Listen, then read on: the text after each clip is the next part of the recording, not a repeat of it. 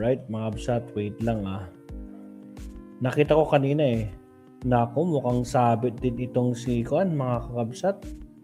Itong kapatid ni Alan Peter na si Pia Cayetano. Kaya ba medyo nananahimik si Pia dahil pwedeng isunod sa kanya ang 4.7 billion din noong 2025. Nako po, insertion niya. Diyos ko po, paktay ka ngayon, Pia Cayetano. Damay ka pala dito.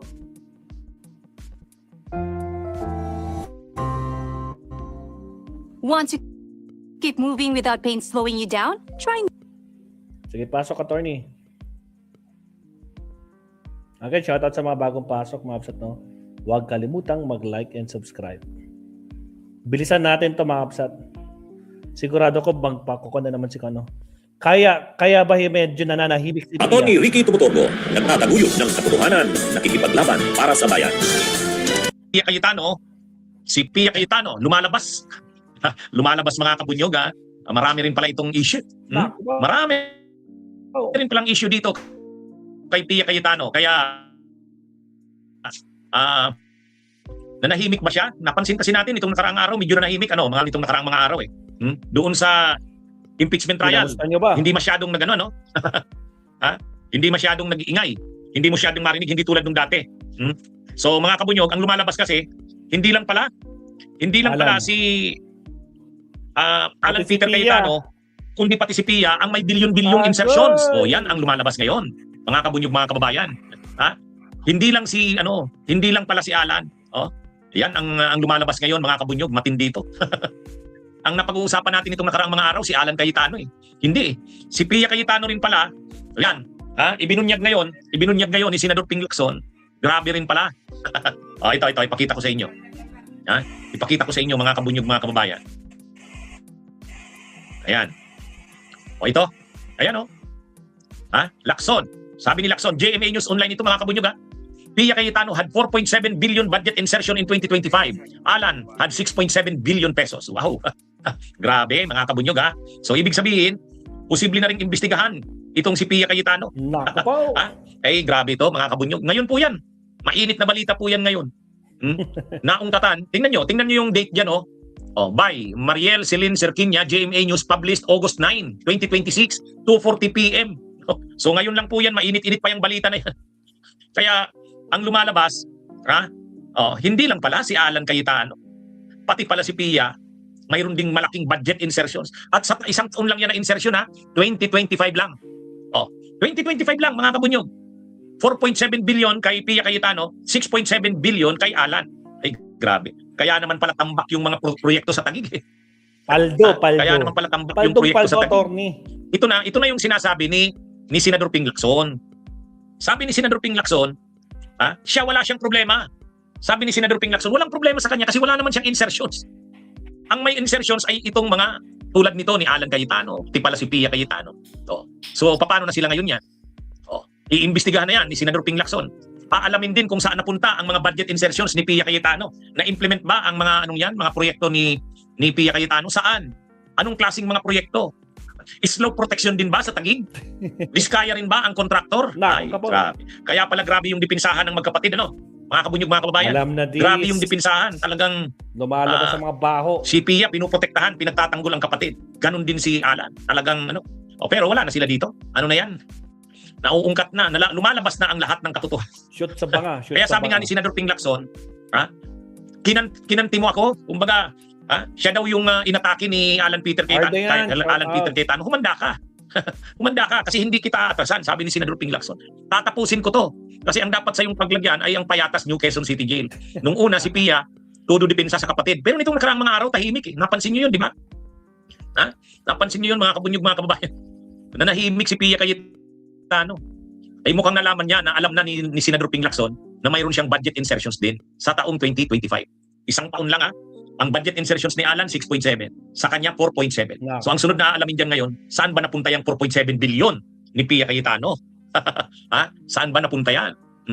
Kaya sunod na nito, si Pia Cayetano naman ang pag-uusapan. Nagtataka nga talaga tayo din Si Alan lang ba ang may maraming anomalya? Si Pia ba wala? Kasi parang wala pero ngayon lumalabas na, mga kabunyog. Yan ano na yan? Actually, yan na nga yung ano eh. Ito, tingnan nyo.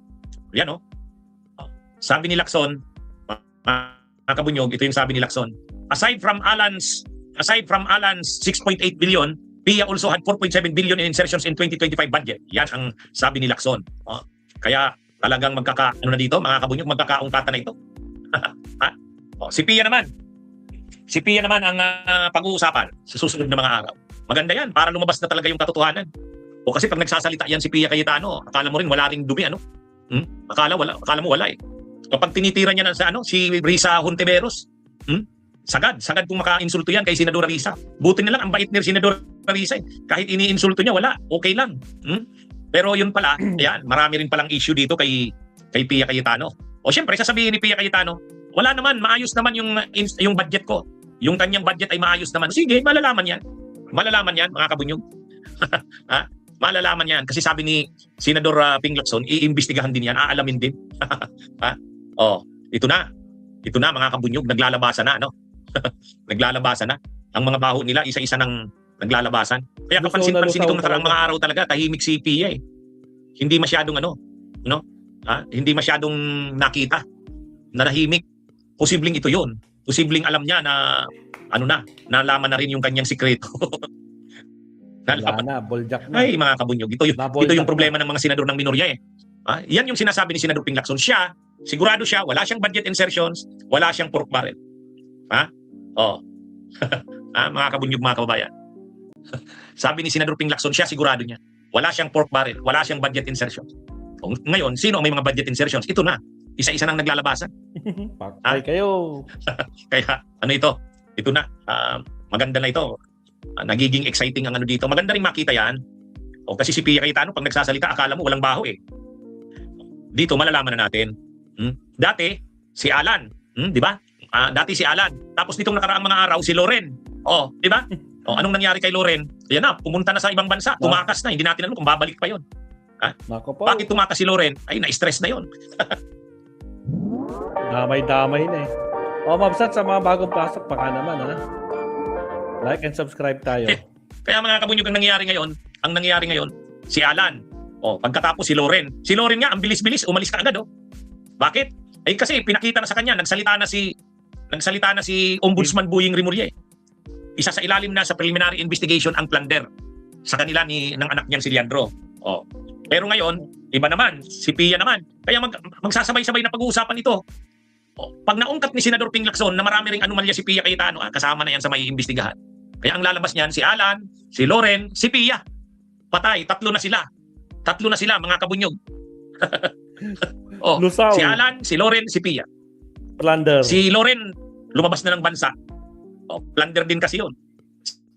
Si Alan, ito na, tambak na ang mga ebidensya. Si Pia, ayan, lumabas na. Mayroon din palang insertions, 4.7 billion. Kaya sa susunod na mga araw, yan ang pag-uusapan na. Tatlo na yan, mga kabunyog.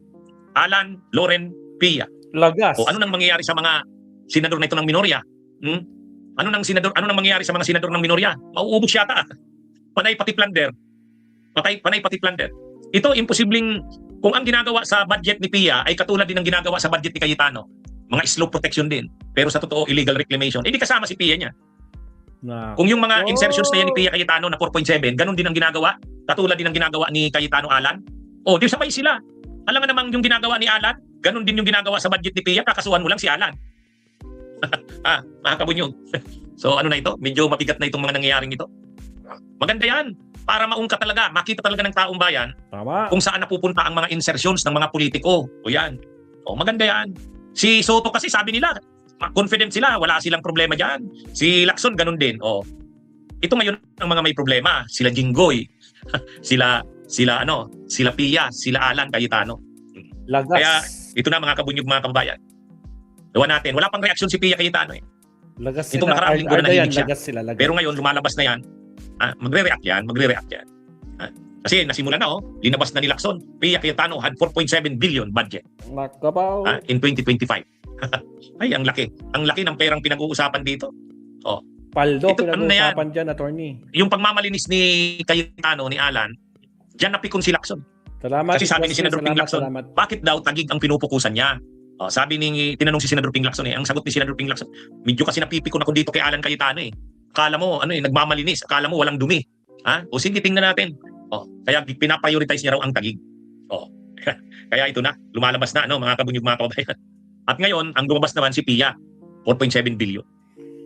Kaya ang tingin ni Jack the Dogification, next time PIA will see a doctor in America. Pwede, baka magme-medical na leave na rin si PIA sa susunod na mga araw. Pag sinama, remember, naka-live tayo. Pag tinurn over na naman ni Senador Ping Lacson ang mga ebidensyang ito laban kay Pia Cayetano, kung ano matuklasan nila, mag-iimbestiga na niya ng ombudsman. Ayan, grabe na yan. Ha? Ang mangyayari pala nito, ang posible palang mangyari nito, kung makasuhan ng plunder si Leandro Libeste at saka si Loren, mag-ina ang makukulong. Kung makakasuhan naman ng plunder yung magkapatid, si Pai Alan at si Pia, magkapatid naman ang makukulong. Ang unang nakulong yung magkaibigan, Mike Defensor at Marcoleta, magkasangga. Diba? Ay, mukhang partner ngayon ang nakakasuhan . Mga kabunyog, partner.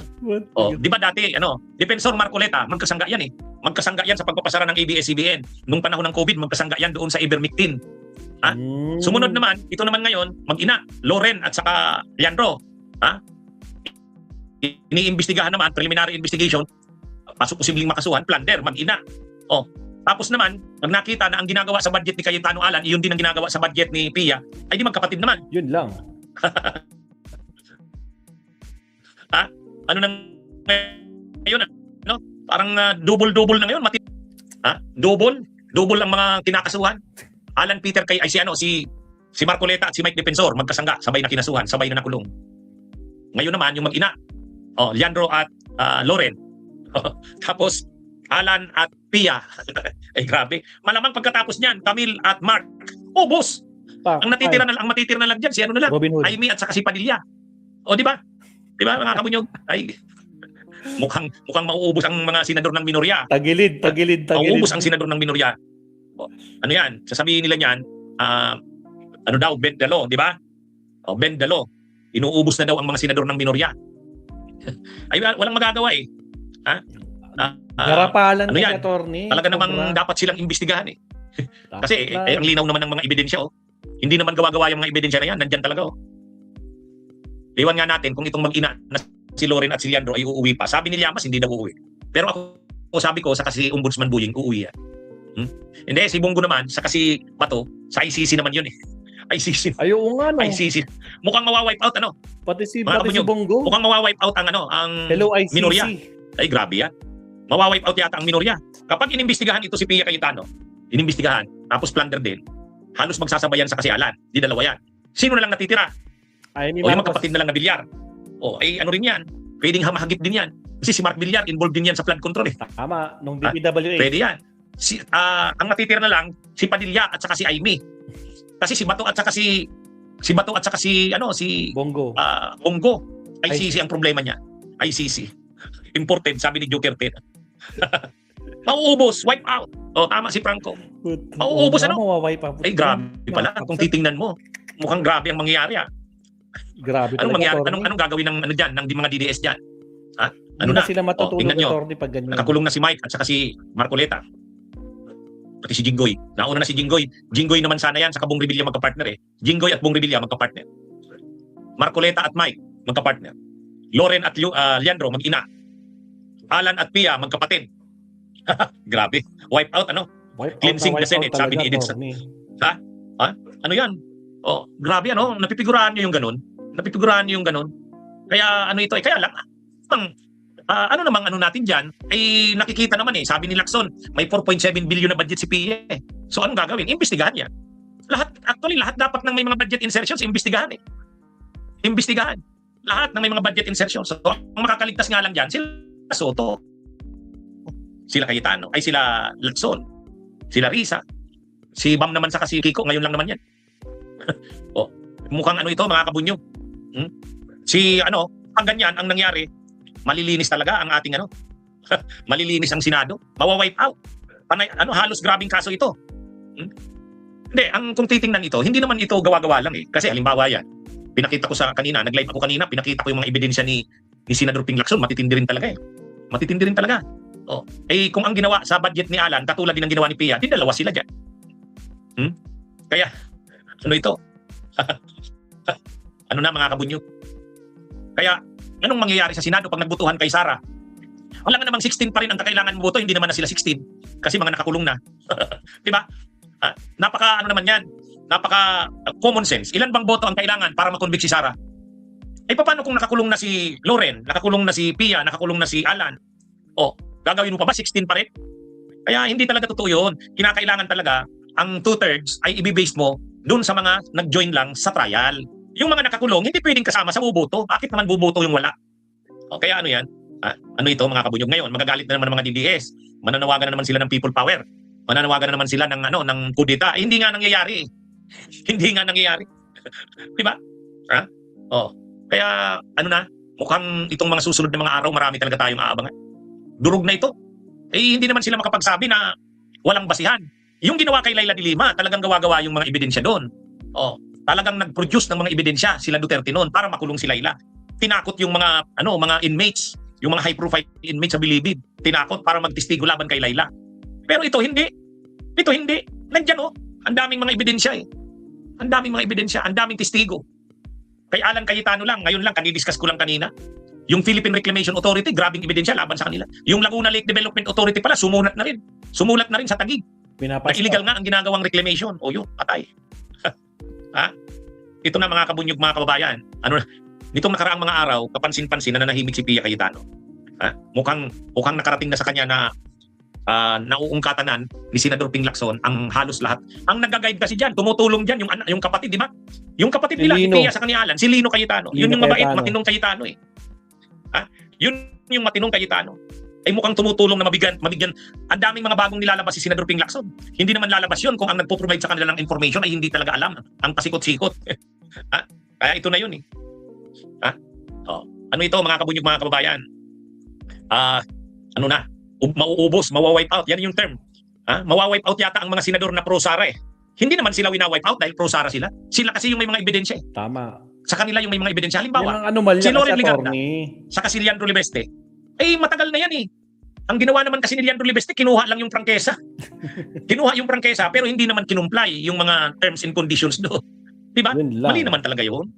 Kumbaga, linakad ng ina niya, si Loren, influensya kay Duterte. Nakuha ni Leandro yung legislative franchise, solar ng bayan. Pero hindi naman niya ginawa. Diba? Yan mga kabunyog, mga kababayan. Kaya ito, lumalabas na dito yung lumalabas na. Si Loren Ligarda, si Alan Cayetano, si Pia Cayetano. Lahat kasi ito na mayagpag panahon ni Duterte. Lahat yan na mayagpag panahon ni Duterte. Si Alan Cayetano, ang dami namang anomalya doon sa Southeast Asian Games noong 2019. Hindi naman na-imbestigahan Bakit? Ang ombudsman si Martires. Ligtas sila lahat kay Martires. Di ba? Wala. Ngayon, si Ombudsman Boyeng Rimulya na. Ito na ngayon. Kaya, itong si Pia Cayetano siguro. Ngayon, di ba pag nag-i-impeachment, nagliliktura sila doon sa mga kapwa senador, mayabang si Alan Cayetano sa si Pia dahil mga abogado sila, abogada. Sige nga ngayon, harapin nila yung mga issue na yan. Baka matulad sila kay Marcoleta. Dapat maging leksyon sa kanila si Marcoleta, yung nangyari kay Marcoleta. Si Marcoleta, istig yun, mayabang yun. Akala mo siya lagi ang tama.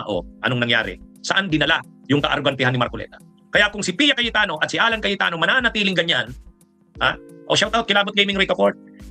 Kapag hindi nagbago si Pia Cayetano at si Alan Cayetano, saan sila pupulutin yan? Sige nga. Tutularan ba nila si Marcoleta? Bakit natatakot si Loren ngayon? Bakit takot na takot si Loren? Tumakas na nandun na. Ewan ko kung babalik pa yun. Sabi ko sana babalik. Bakit? Kasi naisip ni Loren Ligarda, si Marcoleta nga, abogado. Ano yun? Matigas yun, tigasin yun. Suportado pa ng iglesia. Tingnan nyo, nakulong. Sila pa kaya? Diba? Sila pa kaya? Kaya naiisip ni Loren yun. Diba? Naiisip ni Loren yun. Sabi ni Loren Ligarda, kung si Marcoleta nga na hinahangaan nila na tigasin, kung si Marcoleta na hinahangaan nila na matapang, kaya ang tanong, sabi ni Tato, who is weak now? Si PBBM ba ang ayan, sasabihin nila weak president si PBBM. Ang nangyayari ngayon hindi. Kung weak si PBBM, bakit naipakulong si Marcoleta? Di ba? Imagine niyo, suportado yan ng iglesia, pero naipakulong. Wala. No one is above the law. Ito ngang si Leandro Libeste, nagdidipinsa pa kay Matibag. Sabi ni Matibag, no one is above the law. Kaya ito na mga kabunyog, medyo matindi itong mga nangyayari, mauubos, mawa-wipe out ang mga pro-Duterte. Hindi naman sila wina-wipe out dahil pro-Duterte sila. Sila kasi yung sila talaga yung maraming kaso. Sila yung may mga kaso, sila yung may mga ebidensya. Yan, Lagas, mga attorney, lagas. Ha? Abangan natin ang mga susunod na araw. So, dapat si Pia Cayetano, dapat si Loren Legarda, dapat si Alan Cayetano, Pia, sila. Huwag nilang problemahin si Sara. Problemahin muna nila ang mga sarili nila. Di ba? Tingnan niyo si Loren. Oo nga, Bakit po problemahin ni Loren si Sara? Siya nga mismo may problema rin. So, anong ginawa ni Loren? Prioritize niya ba? Prioritize niya ba yung trial ni Sara? Hindi. Lumabas ng bansa. Medical leave daw muna siya. Palusot. Di ba? Di ba mga kabunyog, mga kababayan? Yan na. Kaya dapat, live tayo, Agustin Mondragon, naka-live tayo. Ano ito? Kung titingnan natin dito ang nangyayari, ano na, paris-paris na ang mga kaso ngayon. Marcoleta at Mike Depensor. Una muna, Bong Revilla at Jinggoy. Marcoleta at Mike Depensor. Yan. Pagkatapos, ang susunod na, mag-ina, Loren at Leandro. Pagkatapos, magkapatid, Pia at Alan. Ay, grabe, ano? Mukhang magsusunod-sunod, Mukhang magsusunod-sunod. Aalma talaga nito ang mga DDS. Shout out, Argo. Hindi, ano lang. Kung titingnan nyo yung nagiging trend, Si nagiging Argo trend. maapsat. Sino na ba ang iniimbestigahan? Si Alan. Sino pang iniimbestigahan? Si Loren, saka si Leandro. Lumitaw na naman ngayon ang pangalan ni Pia. Iniimbestigahan na rin yan. Di ba? Shout out, Josephus Wright, Scalapi Bohol, kay Redin Valdez, shout out po sa inyo, Joker Tena, Istanito Manaba, Angela Gonzaga, ayan. Okay, so medyo ano to mga kabunyog, exciting ang susunod na mga mangyayari. Kaya lagi kayong umabang dito sa akin, lagi kayong mag-abang, sumubaybay sa aking mga talakayan mga kabunyog. Okay, Alright. magandang araw sa inyong lahat, mabuhay po tayo. Salamat, attorney. Diyos ko po. Second to the last topic tayo, mga kakabsat. Puntahan naman natin si attorney ulit. Siyempre, walang iba yung paborit natin, attorney.